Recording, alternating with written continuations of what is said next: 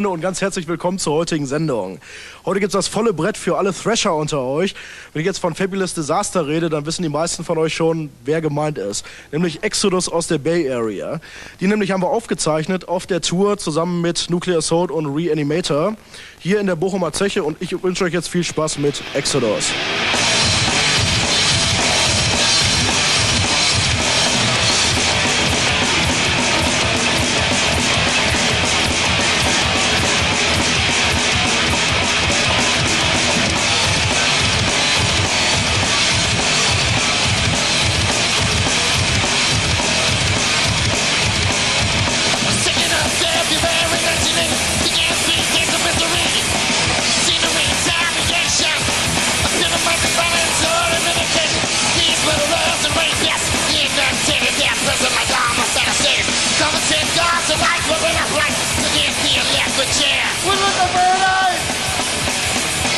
Only degradation, torture, reclamation with the voice.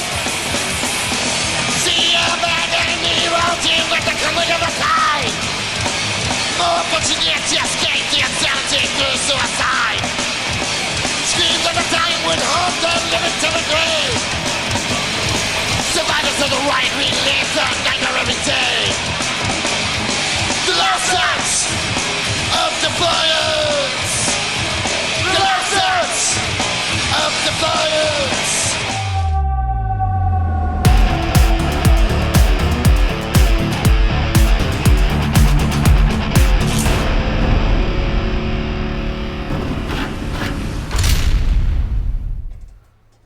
And we're back with Mr. Mike Kanzler. I hope everybody enjoyed. Those are my sponsors. Those are the people that do my Hella Hot Sauce Cameo. All right. Can't wait to try it, man. It's killer. They have other flavors, but they're really good. But before we went to the break, you were going to tell the story about Danny Spitz's girlfriend getting her ass kicked in Chicago. Yeah, man. You remember? And how did we get hooked on that? Well, because we were in trouble every night on that fucking tour. Yeah, we were in trouble every night for something. We were. So it was like. Remember Rick Downey would come up and just fucking. Rick was actually pretty cool, though. He was cool because but the shit we pulled, I was surprised it was he did a lot of gag too, man. So that's why we had a thing there. Yeah. Because we went to Death Leopard. And the reason we got in there was because we had the fucking gag. That's right. And he wanted gag. That's right. And I'm selling him gag. And that one armed trimmer sitting in the room there. Yeah, Rick Allen and Steve. We did gag with them. We had gag. That's right. Rochester War Memorial. We're at Death Leopard. You guys had more group. You had more fucking dudes and groupies and shit hanging around you guys, and the drummer from fucking Death Leopard sitting in the fucking room by himself and shit.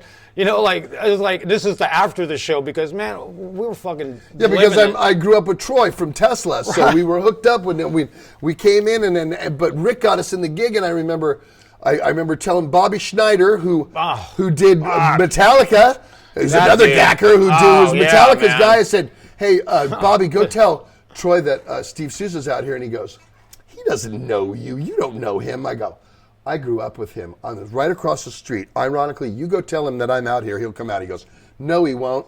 2 minutes later, door opens. It's Troy going, what are you doing here? I go, fuck, I sing in a thrash metal band called Exodus. He's all, I didn't even know that. I'm all, yeah. And remember his bandmates were all, yeah, Exodus, they fucking kill. That was the night that he wrote a song with Billy Milano, the bass player, Brian Wheat. No Glove, No Love ended on Gross Misconduct. That was written by... They all wrote it in the dressing room that night. No Glove, No Love was written on the MOD record. Name, Billy Milano. Yeah, we'll go into that. So we're at the Argonne Ballroom, Headbangers Ball Tour, and our sound guy is that dude from New York, Ralph. Remember? Ralph Mastrangelo. Yes, spoke to him exactly. Recently. So he had this girlfriend or something, this Puerto Rican chick, man. Many girlfriends. We called her Carmen Miranda. I don't know. That's how we were. Anyway, I guess like Danny Spitz, and they were like, vertically challenged, both of them. So they were like a perfect little match. And she vertically yes, challenged. I did. And she said some shit to Carmen Miranda, and man, that Puerto Rican girl, man. That was like, it was on, man. I forgot about that. Yeah, big fight, and I'm like going, oh my God, we're going to get canceled off the this tour shit because we're fucking up every night. For the fucking 15th time, this is we're getting a talking to. We have Scott Burks coming in. Band meeting. It's like I'd be going like. But it all got settled out, but still. What the fuck did we do now? I don't, you It's know, like, yeah. I go, we didn't do anything to her. Yell at Ralph for bringing that girl. Why is that going to reflect us? Because she was on your guest list and she had your pass. That's it's exactly right. Motherfucker, man. Yeah. Guilty by association. Well, yeah, that was a trippy tour, man. At Halloween and stuff, I remember their production manager going to me going, so, do you have keyboards? And I'm like, the fuck keyboards? What the fucking Do we have keyboards? keyboards? Keyboards. What the fuck are those? We were like, What? This is a fucking we're thrash metal metal band. We don't What a fucking keyboards. keyboards, man.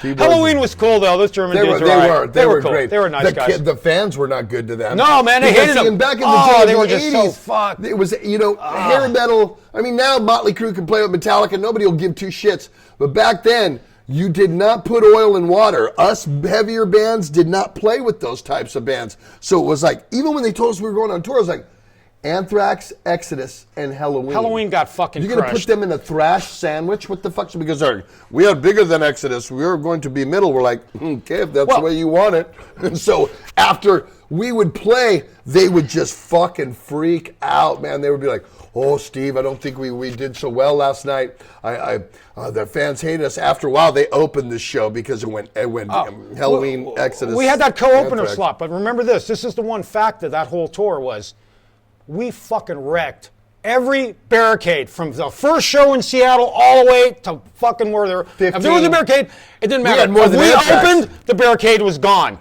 If we were in support slot playing second, the fucking barricade was gone. barricade. Anthrax didn't have no barricade They left didn't to know, fucking they didn't go know how to down. build these things Man, back no, in the day. no, They'd never seen no, thrash. no. Thrash metal was basically I wouldn't new. even go in that pit to take a photo. Be They like, would- man, you that's could- death in remember? there.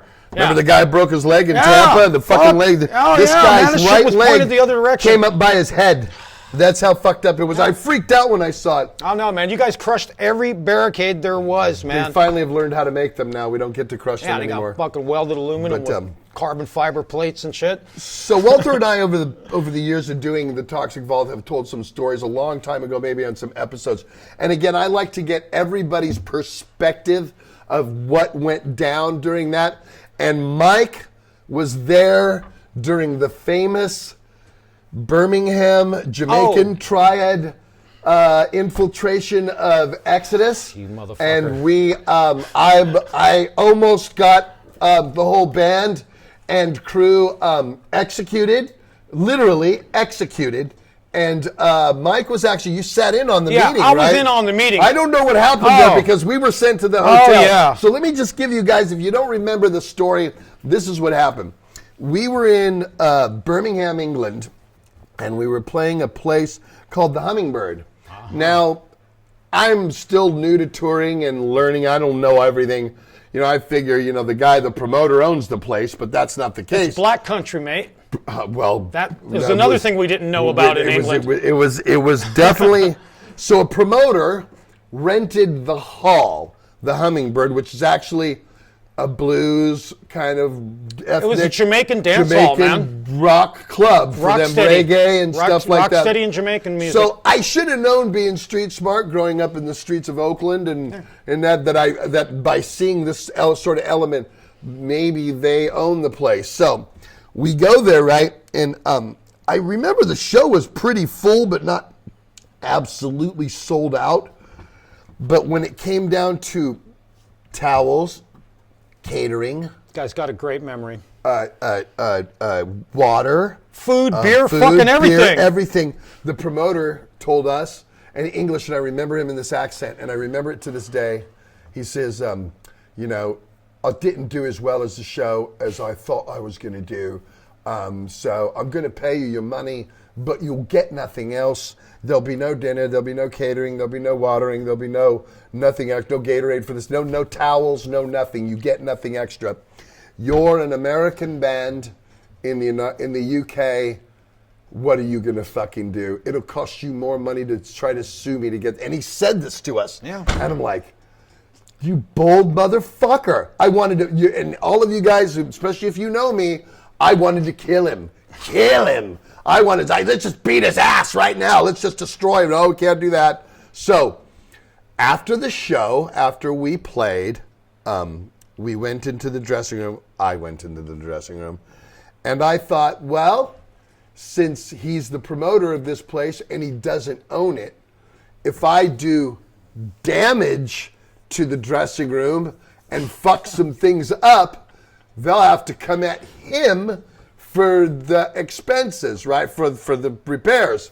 So me and our light lady, remember Liz Lubin?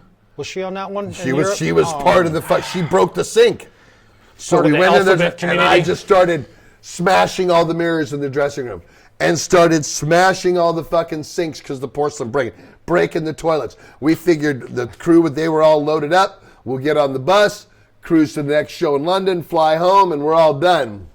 But we didn't know that, the mafia in Birmingham, England is basically Jamaican mafia, which they're very ruthless type people, but very honorable, because we'll get to the good part on that. But they thought it was a thing against them, that we were attacking them. So then Mike's now going to continue, because he got to go and sit in on the story with Tony. I got to go to a hotel and sit in a room as 50 cars pulled up, and our hotel, Holiday Inn, they were walking up and down the halls and in front with guns. And if you people in the UK know, can't have guns in England, but these guys were shining, just waiting for the word to kick down the door and end us all. We were all in different rooms, but we were all in one room at that time. So tell the Toxic Vault viewers how the meeting went inside with the Godfather dude, because you had to sit there through that. This is some surreal shit. So anyway, we don't. I'm downstairs packing the gear, all right? So I really don't know what ever really goes down, like in the venue or in the dressing room. I'm packing this friggin' gear, and it had a sub-level basement that you had to drive the lorry down. So we're down there with our Malcolm, our truck driver from South London, which is like he's like an English Hell's Angel. R.I.P. Malcolm. Yeah. He's passed away too. Oh, no shit. Oh, fuck. Anyway. A lot of our crew, bro. Okay, so I'm down there, and of course with Todd, drum tech, and we're down in the basement, and we started noticing like fucking water is coming off this fucking, from up above the ceiling. And Malcolm goes, "What the fuck did you guys do?" And I'm going, "I don't know, but we need to go." So I go up to open the gate at the top of this ramp, and I get up there, and there's a fucking lock as big as my head on this motherfucker. Well, you needed like a key from Henry VIII period. I was like, surreal. I'm like, the fuck, man? I looked down at Malcolm, and all of a sudden I see like a couple cars pull up in front, and like these Jamaican like dreadlock dudes getting out. One had a hat on with all the and Malcolm, like, all of a sudden, he's white, but he gets a little shader of white, a little chalkier, and goes, "Hey, mate, there's a backup, man." I'm going, back up? What the fuck's happening? Then all of a sudden, down the stairs comes these two Jamaican guys, and they go, "Hey, man, you need to come upstairs to the office." Thumbs. Remember Thumbs? That was the one guy. That dude was big. Anyway, I go up there, and in this little shitty office, and I want to say it had red paint in there. It looked like something out of the movie fucking Snatch. So there's this Jamaican dude, old guy, got a fucking cane, and he's dressed like a fucking pimp, but he ain't got locks, but he's dressed like a pimp, and he puts down this like Saturday Night Special 9mm or something, I don't know, looked like a 25, on the table, and I'm sitting next to Tony, and here's fucking Tony going, "Wait, is that supposed to fucking scare me?" And I'm like going to myself, "Shut up, bitch." So shit's on, I'm like fucking going, oh my God, we're going to fucking die in Birmingham. I'm going to kill Steve in the afterlife because of this shit. So I remember we made it to the bus. So we actually made it to the bus. Oh yeah, you guys were already home when all this shit was going on. Tony comes on the bus and goes, looks down at me and she goes, "What did you do?" And I go, "Let's just take off. Let's just go." She goes, "What did you do?" I go, "I trashed the dressing room." She goes, and got off and dealt with him. Had we just went to the hotel? No. So anyway, we wouldn't be talking about. We would be no Zetro's Toxic Vault. The meeting goes like, all right, we owe money, and we're going to pick it up at our last gig in London. But no, you have to tell them what. No, I'm getting there. Why we did it, and then they took that motherfucker outside and beat his ass. Yeah, exactly. So the they're all about honor. English promoter dude, we told him what went down. We didn't get shit on the rider.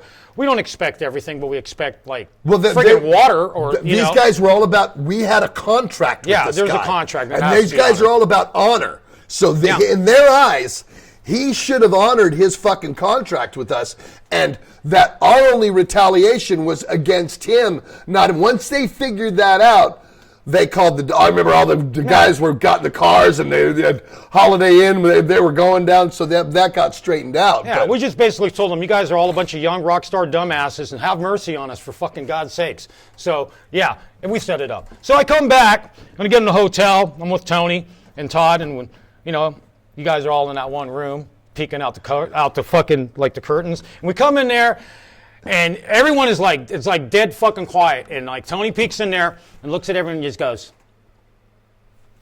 no. Slams. She didn't say shit. Yeah, she did. No, I don't remember her saying shit. I can remember it to this. She comes I thought in. She just fucking walked out, man. She looks at me pissed. and she goes, I'm going to bed now. Oh, yeah. I'll see you in the morning. Man, and she slammed the door. Memory, man. And everybody's like, damn, Zetro, she's seared to you. And then the next morning I walked down to breakfast and she was sitting at the table and I was like, I went to turn around. She's like, come here. I'm like, what? She's all, hi, how are you? And she was completely different. I go, I know I fucked up last night. She's all, I know, we almost got killed. I know. Yeah. She's all, if I wasn't here, you would have been killed because Scott would have just said, move on to the next town. And so now let's finish the story with what happened to Law's Rocket. What happened with them? I don't even remember. They didn't pay their bill. Oh, we paid ours. I didn't know they were in on part of that, but they were doing the damage. Mike Coons. Yeah. Mike was in on it, and Liz was the one that turned the water over. I broke the sink and I broke the fucking toilet, but they trashed their room. So we get to London the next day, and they're at the venue, and we're at the Astoria. It's not there anymore. Yeah. And we see them, all of them, and go, dude, you guys are fucking in trouble. And they're like, what? Oh, yeah, that's right. They didn't even know because they were already gone. They split. Yeah. We stayed in. I had all their gear. We stayed in Birmingham that night. They went to London. Gear. So we said, you're in trouble. You know that dressing room we trashed tonight? Well, that club was owned by the Jamaican Triad, and they're sending motherfuckers here tonight to collect from you. And they're like, what? Did. And they did. They did. About 4 o'clock that night, about 7 guys showed up and they wanted to talk to their manager. It was the old pimp dude. Yeah. He came too. The guy with the cane, man. He was They drove and they came down there. They wanted all that. And then they were like, we paid them. You know how much damage I did? And this is in 1988. 16,000 pounds, $32,000 worth of damage that we did that Exodus had to pay for. Sorry, guys. Yeah. Sorry, guys. What can I say? It made for a great story, though, didn't it? Hey, man. So now they come to fucking London, and they're telling Weller, check it out. Law's Rocket didn't have the money. So they were like, well, you could leave these guitars here and all this gear, and fucking Phil's got his Moonstones, and him and Jaron were just freaking out. Oh, yeah. And then when you pay us the money, we'll ship them back to you. And so by the end, Weller was a good talker. He had it figured out that they didn't take anything. They were going to come back to the States, and he was going to pay them. But if they didn't, they had people here, too, that would have come and collected. So I know that they took care of business, but that was a heavy day. It was the thing back time. That time. So then we go back the next year to play at Goldwyn's. We played. Remember the place Goldwyn's? I wasn't on that one. Yes, you were. It was '89. It was Europe. '89. Yes, was you were. Impact this was is the first imminent? time. No. It was Fabulous Disaster. Okay. You were there, and we went there, and the guy Thumbs. You're talking about memory here, brother. Yeah, you got it. Not that I smoke a shitload of weed all day long. No, man. That's fucking. I got the memory. So the guy Thumbs, because it was at another venue. Right. Remember, all the Jamaican guys came to the show, and you brought him up to me, and because I never remembered him, and said, Zetro, damn, man. This is the guy right here. And he goes, oh, brother, come here. And this was the first time I saw him. I swear to God, one hand, that fucking big. And I said, and he goes, and he puts his hand and he goes, come here, give me a hug. He goes, you know, if I would have caught you doing what you were doing with that and I didn't know. That's right. You know, I would have done to you. And up. do you know what the police would have done about it? Nothing, because we owned the police. Yeah. And it was one of those types of things. But we had this cool, it started out as this toxic relationship, and then it turned into, they turned into our friends after that. And we felt like, and he even said to us, you ever come here, you have any problems with anybody, man, you call us, we come and help you out. And so now we had that going on for us. So anyway, we're going to go to another break right now, and then we're going to come back and we're going to tell a couple more stories and just keep on going, doing the fun that we have here in Zetro's. That's been a long time, man. It's been great, too. It's been fun. Yeah, good stuff. We'll be right back. What's up, everybody? And you want to know where you can go to get your Zetro's Toxic Vault official merchandise? Go to seasonofmist.com. They're in the United States and they're in Europe. Check this out.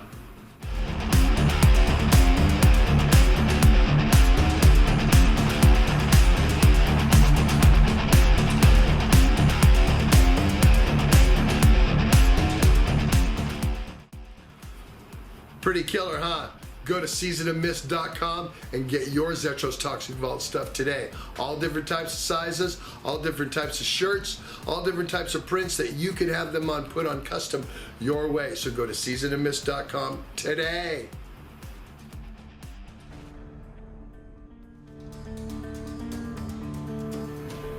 You need to get up in the morning and metal isn't just really rolling you. You need to get yourself some Death Wish coffee. You can get it in any supermarket anywhere, and believe me, this is heavy metal type coffee. This shit will get you rolling hard. You want to get your zippy on in the morning? You got to get up early? Go get yourself some Death Wish coffee. Like I said, it's in every grocery store around the United States, or if not, go to deathwishcoffee.com and get yourself sent some, damn it.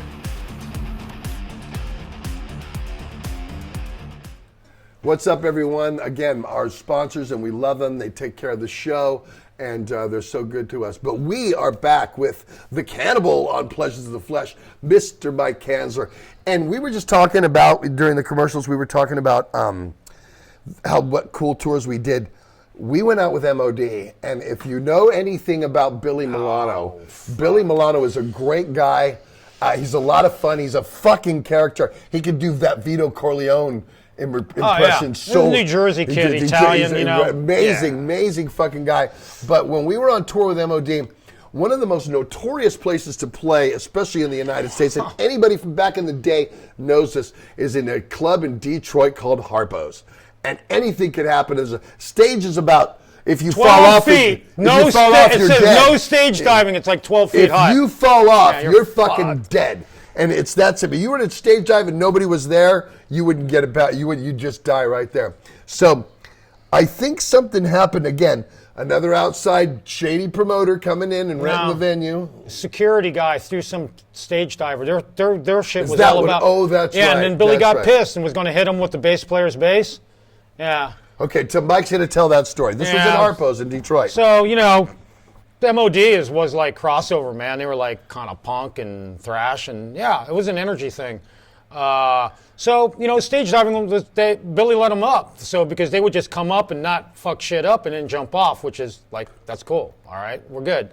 But the security there were like, they hired some big thug kids from the neighborhood, and the neighborhood was fucking bad. So, these guys, started kind of roughing up one of the fans, and Billy wasn't having it, and fucking started getting in onto him, like live. This is on the stage, and then all of a sudden, Billy like goes to grab the bass player's bass to like club the dude, and the dude scrambled out some shit and says, "I'm gonna go out to my car and get my fucking jammy and fuck you up."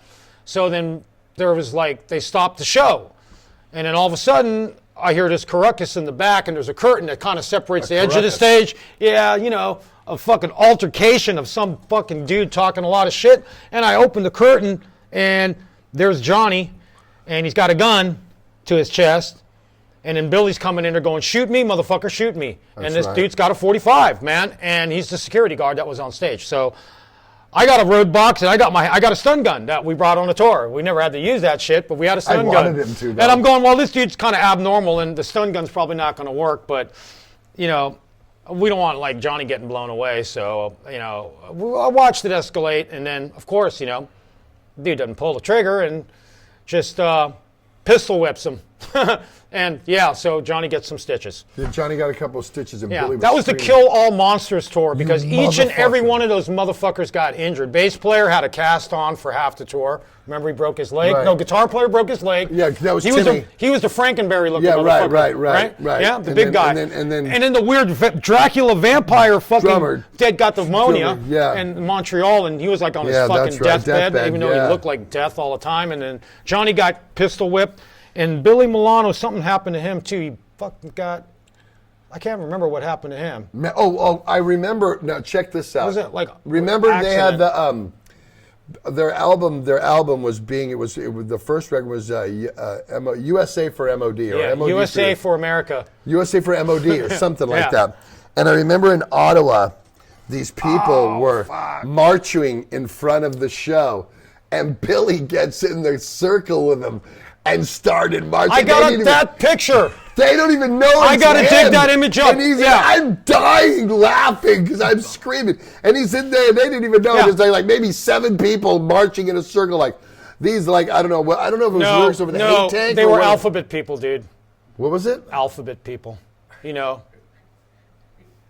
Alphabet? LGBTQ and were they? That's right. Because you know what it was? It was about the song AIDS. Oh, that's right. Yeah, the anal inflicted Like the death sentence. That's what you get for having a penis up your ass. Oh yeah, those were great songs. Oh my God, Go back and listen to what that about shit. USA for you for America for you? The hate tank. Yeah. Don't you know you can't grow anything in the sand? Yeah, you know there was a lot of those like he was like political and social events of the time, and they really like dug deep in there. They dug deep. That was great. That's right. Oh, that's right. Yeah, I got that picture of Billy like walking with the. All right, cool. Get that to Walter. We'll if you have it, we'll get it. They up shot there. crazy glue in the fucking locks. It was like, I don't know, I was like 10 degrees below zero or. That's right. Fuck. Man, they put crazy. Promoter was there fucking with sledgehammers. And then I go, hey man, while you're at it, why don't you sledge the fucking, because we weren't squirting fucking antifreeze into the locks. Our shit was all frozen up. I couldn't get the gear out of the truck. Yeah, it was freezing. It was like minus like shit's like, icicles on your snot. Yeah, it was February in Canada. That was the hell death tour, dude. That was I remember like sleeping in the bus because fucking Gigi was spending all our fucking money on GAC, and I'm fucking slept in the bus and woke up to drink some water, and the fucking water jug is frozen solid, and I started shivering to where you're like almost about to chip your fucking teeth. Yeah, good times. Back in the day. Yeah, man. Well, before I let you go, you got a really good Tempesta story to tell. That has to go because we have really with Johnny's recently. For all you guys that have known, Tom is recovering from cancer right now, and again, he'll be back with us, but we had a Psycho Vegas we played a couple of weeks ago, and then also Full Terror Assault, and we're having Johnny step in, so we might as well. Before I let you go, let's get a John Tempesta. It's not really much of a story. It's just like our encounters. But I was always on the road. I was like, if anybody got in trouble for fucking drugs or weed or whatever, it was like basically came to me. So I haven't seen Steve in like over a decade and something, and we Walter hooks us up and we all go to this premiere for Get Thrashed in where was that, Hollywood or something? Yeah, something like that. Yeah, it was in L.A. So I went with my wife Maya and we met up with Steve and reunited, and we drove over and Johnny's was still in fucking Rob Zombie or something at the time. I think he was in Rob Zombie at the time. Or time. just joined a cult. But anyway, he had his fancy ass nice X5 car. Beamer, and we get in and I'm in the back seat, and we're cruising along, and we don't know I don't know how fucking long the drive is. So he goes, hey Mike, you can smoke a joint if you want. I'm going, fuck yeah. So I rip a big old OG, fucking some Kush, and fucking pass it up to Steve, and he's fucking hits it. And we got this monster cloud now, and then all of a sudden, the fucking valet is like typing on the window, and I'm like, oh fuck. So John fucking rolls the window down, and this like huge fucking cloud just engulfs the dude. And then John turns around and goes, fuck Mike, and I'm like, dude, you told me I could fucking smoke, man. Standing there watching us pull up, get out of the car. It was like, hey, what's up? Like fucking goddamn. Hey, fucking smoke coming out of the car. There's Zetro. Yeah, you fucking. Cheech and Chong all the way, man. We had that shit like, fuck. God, we got up in smoke, bro. God, that's the shit. It would be fun to bring you back on the road again. Oh, fuck no. Although I don't think those things don't happen anymore. No, sorry, man. I love you guys, man, but you know what? All the money in the world ain't putting me back out in Well, I'll tell you what. Hard work, man. Well, I'll tell you what. Serious shit. It's not. We don't do it like that anymore. Yeah, we don't do it like that anymore. We're much. We're better. We're older. You guys our carry your own performance sushi makes chef sense. and shit. No. We're pretty good about that, but. That would have been a lot of fun. Back in the days. We're still here, though. That's a good thing. Man, you're looking good, bro. So are you. Good to have you in. Awesome, bro. Good to have you in. You guys, leave me comments for you guys that have watched this, that knew, that seen us on tour, you know, like Little Alabama Girls. I see them every once in a while. They chime in and they watch the show from time to time. I still talk to Shannon. And so they come in. If you saw us on the road or you experienced one of these great decadent times, let me know. Leave me comments. Obviously, share this. And I want to thank everybody because as of today's taping of this show, we have hit 10,000 subscribers. So YouTube 10,000. It's been great. We've been doing this for a couple of years now. We're going to keep doing it because I have so many of these types of episodes yet to do. So remember to subscribe because that's big for us. And just keep it tuning here. And can I get you back in? We can. Oh yeah, dude, we got a lot more shit. We got Roy Rogers. Oh yeah, we got Roy Rogers. Well, right? we can't go. We can't. We gotta save it. We gotta save it. We gotta save it. We got that early shit from Long Beach. Those first two shows we did before we did Pleasures with the King Diamond. No, this was just us at Long Beach, man. Doing some it was weird at Fenders. One was with King Diamond. Yes, this wasn't at Fenders. Oh, that's right. In the Roll Arena. Yeah. Okay, we'll get into that. Anyway, you guys know what to do. I got much more of these stories to do. And thanks for coming in. And again, keep watching because we'll see you guys in Zetro's Talks. Thanks for having me, bro. Real soon. It was great. Awesome, man. Thank you.